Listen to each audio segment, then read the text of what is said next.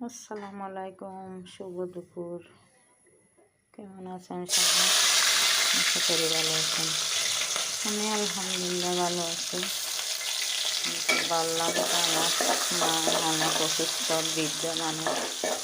তো আমি তো এখান থেকে চলে আসছি, আবার যেতে হবে। কোন সময় যেতে হয় তার কোনো নির্দিষ্ট নেই। তো আজকে শাক আর এই মুরগি দিয়ে আলু দিয়ে রান্না করতেছি।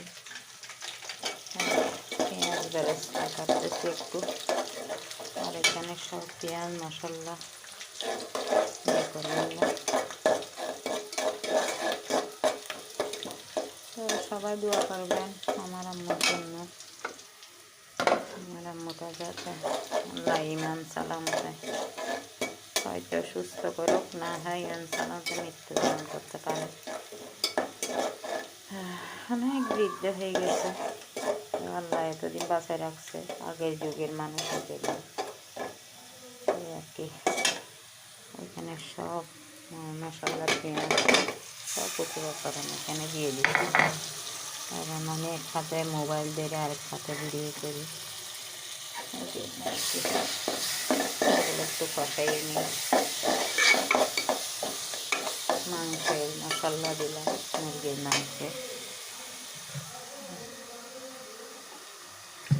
আর কি। না থাকলে ছেলে যে কি রান্না বান্না করে ইচ্ছে করে, তো ওকে রান্না করে দিয়ে গেছিলাম এগুলো খাওয়াতে। তো এই জন্য চলে আসলাম, আবার চলে যাবো। সবাই দোয়া করবেন আমার আম্মুর জন্য।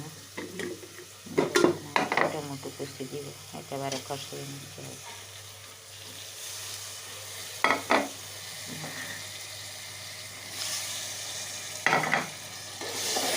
কষানো শেষ করলে তারপর মুরগির মাংসগুলো দেব।